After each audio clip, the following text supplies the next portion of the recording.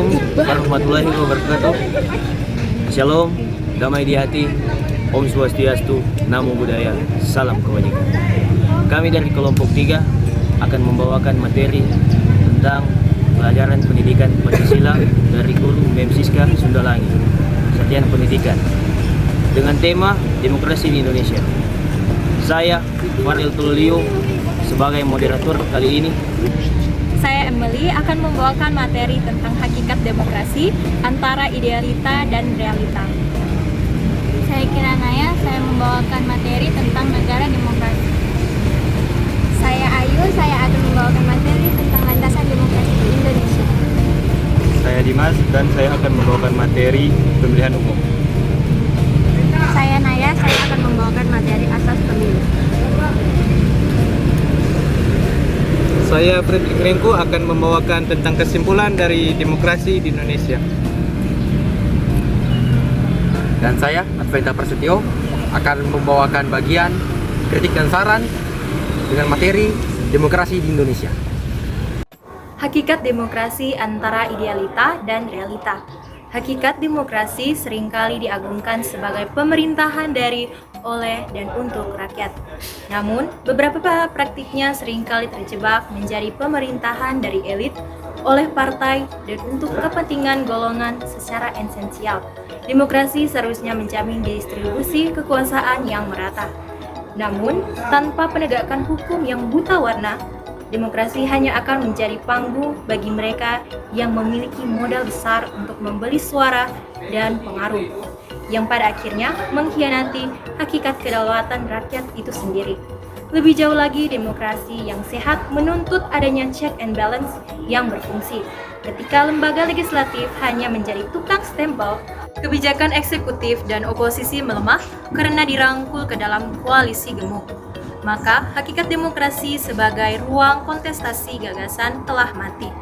Demokrasi bukan hanya soal memenangkan suara mayoritas, tetapi bagaimana mayoritas tersebut tidak menindas hak-hak dasar minoritas dan suara kritis yang dianggap mengganggu kemapanan.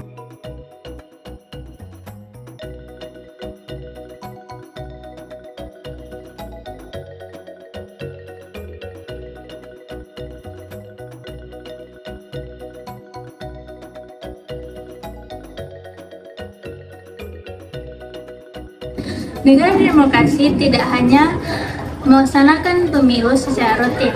Negara demokrasi adalah negara yang warga negaranya bebas mengatakan tidak ke penguasa tanpa adanya rasa takut akan persekusi.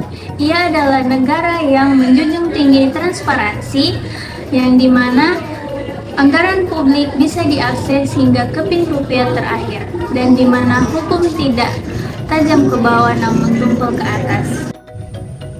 Namun jika partisipasi masyarakat hanya dibatasi pada bilik suara setiap 5 tahun, sementara kebijakan strategis hanya diambil dari ruang gelap tanpa pelibatan publik, maka itu hanyalah demokrasi prosedural yang kehilangan substansinya.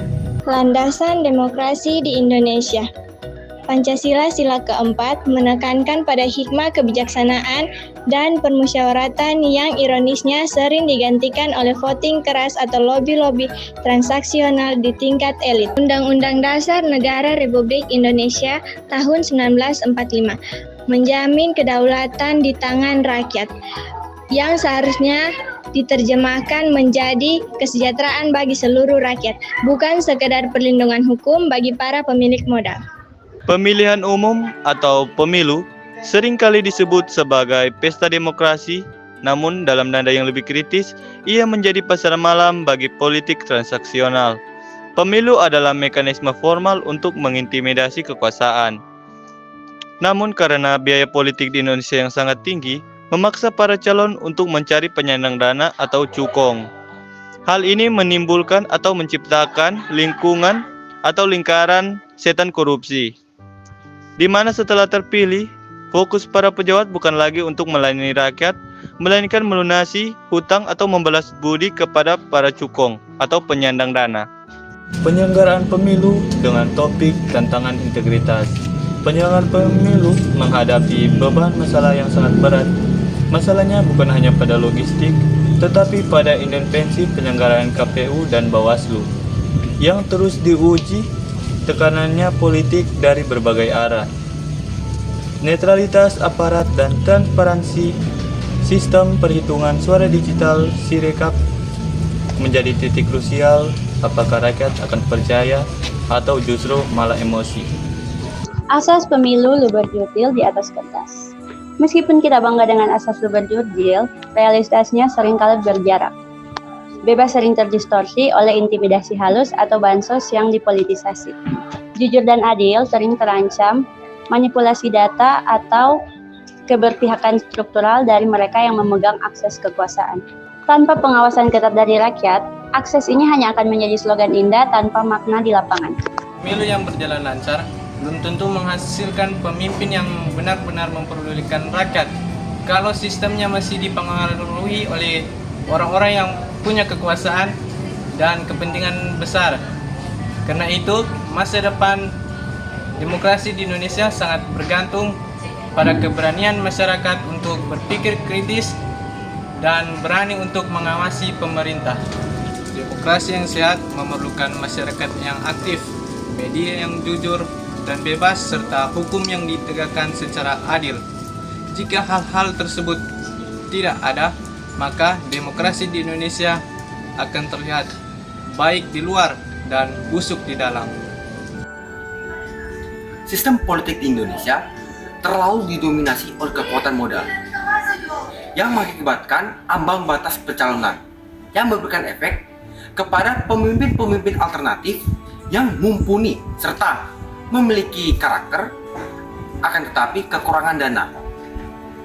Akibatnya, pilihan rakyat selalu itu saja, yang dimana itu adalah lingkaran elit global.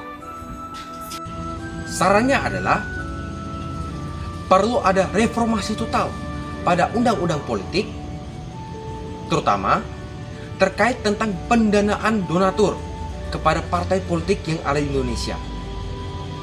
Selain itu, penghapusan ambang batas pencalonan presiden patut dipertimbangkan untuk memperluas pilihan rakyat serta menghindari adanya polarisasi ekstrim. Sekian dari kami kelompok 3. Wassalamualaikum warahmatullahi wabarakatuh. Shalom. Terima kasih.